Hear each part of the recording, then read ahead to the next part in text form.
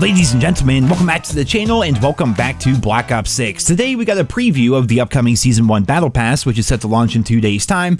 And while normally I don't cover this kind of stuff here in the channel, this year is a bit different thanks to Classic Prestige and how all of that works. Treyarch posted a lengthy blog post where they detail the Season 1 Battle Pass, and if you're like me, then this is going to completely change up the Dark Matter and Nebula grinds for people as they go for their mastery camos. You may have noticed with Prestige rewards that when you unlock a blueprint for a weapon, it sort of permanently unlocks that weapon for you to use regardless of your level. When you get the STG blueprint, for example, for the Model L during Prestige 2, you now permanently just have access to the Model L and you no longer have to wait until level 40 of your Prestige to be able to use it.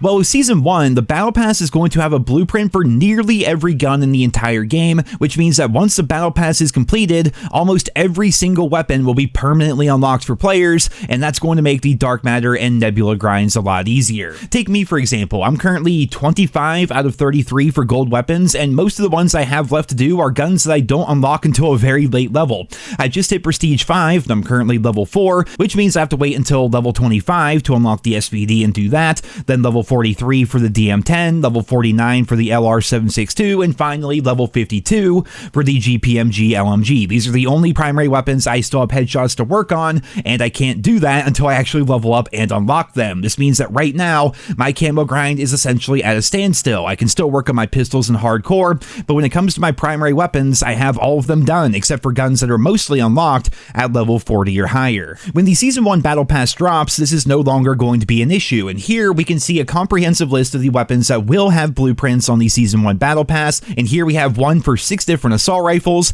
4 different submachine guns, both shotguns, 2 light machine guns, including the one that you unlock at level 52, 2 sniper rifles, though unfortunately not the one that unlocks at level 49, 2 pistols, and of course the melee weapons, including the baseball bat that normally gets unlocked at level 52.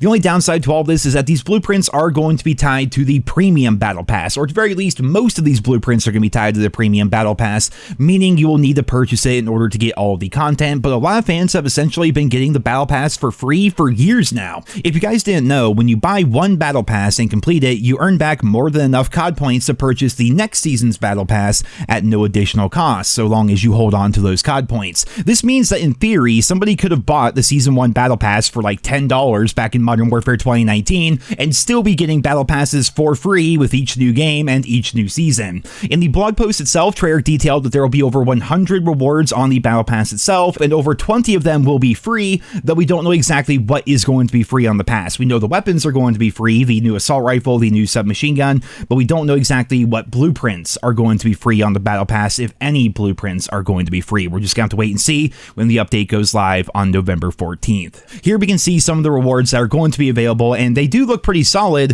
though of course the really cool stuff is going to be tied to the Black Cell Battle Pass, which still blows my mind that there are people out there, thousands, hundreds of thousands of people potentially, that buy a $30 Battle Pass every single season. Like, it's crazy. When they first revealed that, at my core, I truly believed it was going to be a one-time thing. Like, there's no way people are going to buy a $30 Battle Pass every single season for 6 seasons every single year. But they do. Every year they do, man. The Battle Pass has proven to be a giant cash cow for Activision, and people love to get it, and it's always like the best-selling thing on Steam every single time it comes out. So I guess I was wrong. I guess people really like buying $30 Battle Passes, but yeah, those are some of the rewards that we're going to be getting, but again, we don't know which ones are paid versus which ones are going to be free. Again, we have to wait until the actual Battle Pass goes live on November 14th, and I'll look through it and I'll make another video letting you guys know exactly how all that is going to work. The Battle Pass itself is also going to be a bit different this time around, because instead of having the map and sectors or anything, we're going to have a more streamlined, almost linear layout to the Battle Pass. They say in the blog post to kind of picture the Season 1 Battle Pass as a book that has 14 pages, and you go through them one by one until you unlock all the cosmetic content, with the new submachine gun being on page 3 and the new assault rifle being on page 6. This means that while new weapons are free to unlock for everybody, it's still going to take some time to unlock them without paying anything, as the Battle Pass progress is usually tied solely to your playtime rather than your skill. There's no way to quickly go through the battle pass. You just simply have to play the game a ton,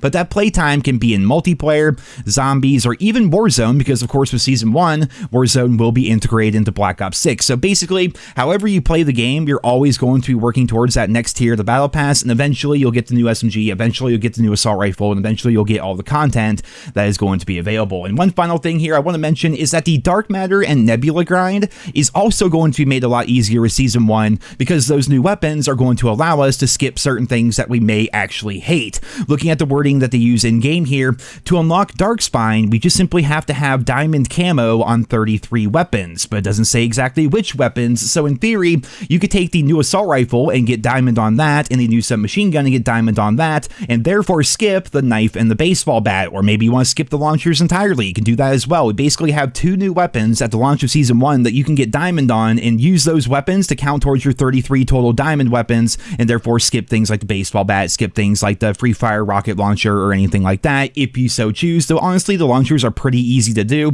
The baseball bat, on the other hand, is freaking atrocious, and I highly recommend everybody skip it because that challenge is downright diabolical with skill-based matchmaking. On top of that, Season 1 Reloaded is going to bring with it even more weapons via an event, which is just going to give us even more choice and more flexibility when it comes to what weapons we want to do as we're getting closer to Dark Matter and Nebula. And I guess the Warzone Mastery camo is also going to be coming out. I forget the name of that camo, but that's going to be unlocked once Warzone gets integrated with Season 1. So yeah, just overall a lot more flexibility with all these new weapons that are going to be coming out, and we're also going to essentially be permanently unlocking most of the guns in the game, which is also going to make things go a little bit faster. If you're like me, you want to prestige, but also you kind of want to stay at level 55 on occasion so you can like go through and finish up your weapons, but you feel like you're wasting XP, so you go and you prestige, but now suddenly you don't have any of your guns unlocked and you can't actually work towards your camos until you get up that certain level. I would say it's the one downside to prestiging, but again, that's basically all going away assuming you get the battle pass with Season 1. Ladies and gentlemen, that is pretty much going to do it for this video here today. I'll put a link to the full blog post down there in the description if you guys want to check it out for yourselves. They have a bunch of pictures and details of everything about the battle pass,